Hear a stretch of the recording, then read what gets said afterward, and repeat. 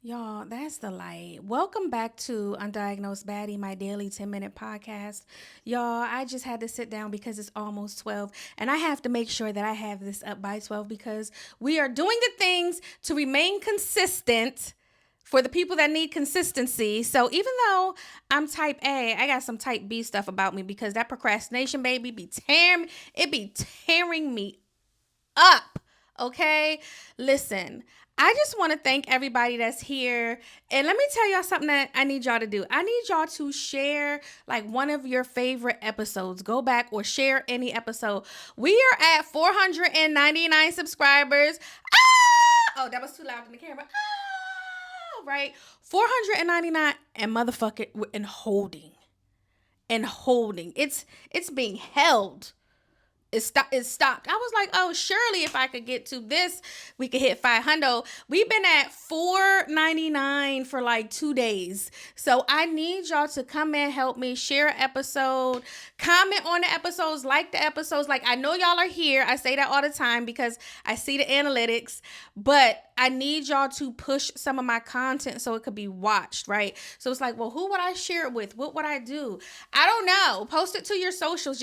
Just find a random episode if you know somebody. Matter of fact, I think two of my cousins, well, they're subscribed. I'm not sure if they watched. Like, what's so funny is I have a grandmother that's not technically my grandmother, right? So my aunt is married to was married to someone, and she became my grandmother because her grandkids are my cousins. So you know how black families do. That's my grandbaby, that's my grandmother, da da da da da. And so she was talking about how she wanted to be buried in a pod, that she doesn't want to go into a what's that called? Not into a casket. She doesn't want to be in the ground. She wants to go into a tree pod and be buried like that. And so we were talking about the Maryland state law. Hello. With your favorite mortician about if she could be buried. I said, well, do you want to be buried on your land? Because I don't know if your backyard has the measurements that they need to bury you back there. She's like, well, I don't care what a tree is. I just want to be put in a pod. So I said, well, you know, Grammy, because it came out, shout out to Grammy if she sees this, it came out that she knows that I have a YouTube because when my other cousins or relatives go over there, they turn on YouTube. So she's seen me on YouTube, but she doesn't necessarily watch my YouTube, and that's okay. She's an elder. She don't really know how to work it, right? So I say, well, Graham, I have an entire playlist under my death education that talks about if you can be buried on your own land or on your family's land. So she's like, really? I'm like, yes, I've done that. I've put in, like, y'all, I have almost as many videos up as I do subscribers. And I think at some point coming up, I'm going to surpass that because I have 2 series that I have to record. I have 2 more series that I thought about that I need to put out and that I'm going to record. It's literally, it's between 50 and 100 videos. I haven't really decided. I know one of them minimum has 50. I don't know if the second one is going to have 25 or 50.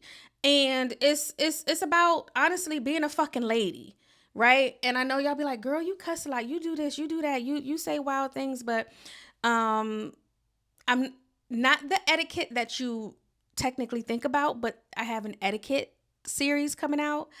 And I have something about, I always talk about emotions and body language.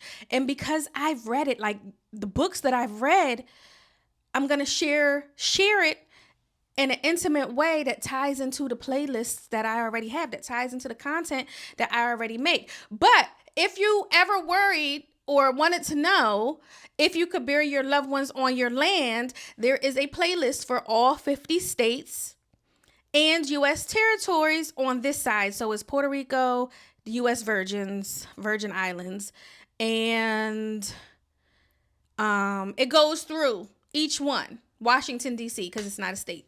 So Puerto Rico, D.C., U.S. Virgin Islands are also included on those lists.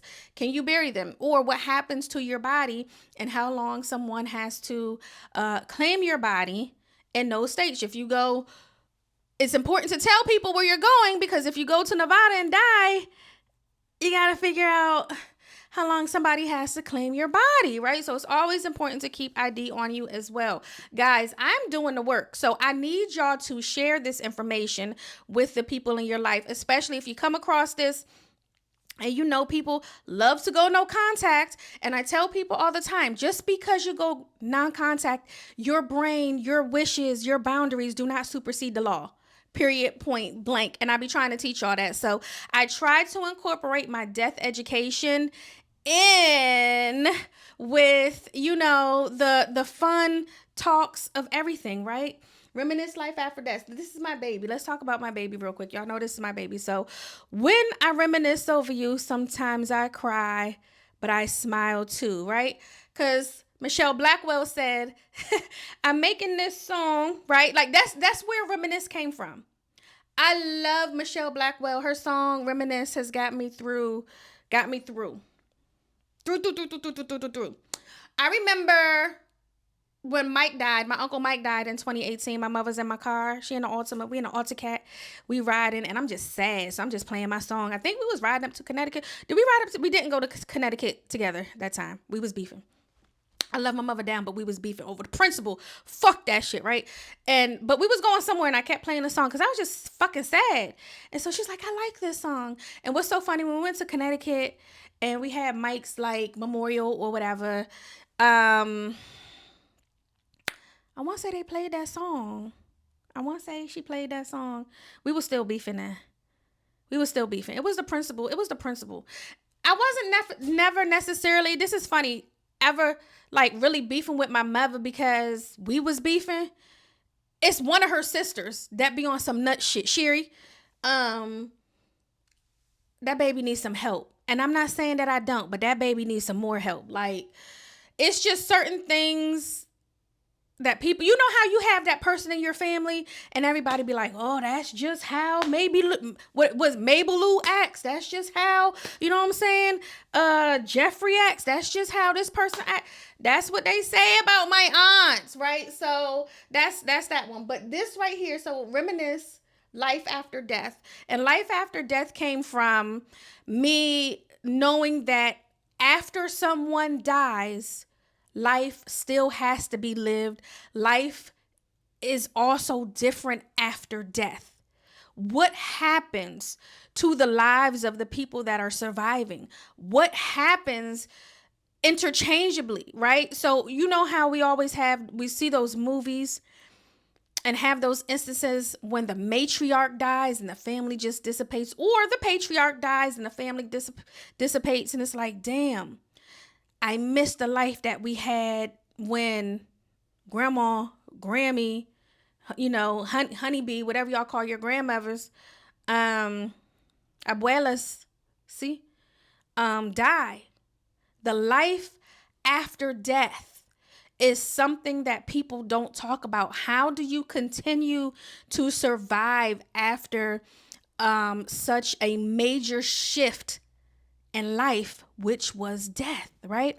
So that's what I try to help people navigate through. If you didn't know, this is a little plug for myself. Hello. If you didn't know, I also do death doula stuff. I don't usually publicize that, right? That's something like a, if you know, behind the scenes type thing. But I have helped, is it 3 or 4? I don't want to sit here and lie. We'll say 3.5 to keep it honest, because I gotta go down the list. 1. I'm not going to do it on air. We only got 10 minutes. But I've helped people transition. It's not easy. I'm a spiritual person. So the people coming in pretty much know. I forgot to put my phone on Do Not Disturb. I keep looking over there. But the people pretty much know that I'm spiritual. And I don't go in there saging and doing the things. But you have to be open to the conversations that have to be had.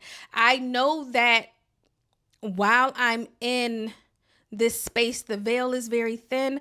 I know that there are ancestors in this space, and you have to be very careful about who you have in this space as this transition is happening.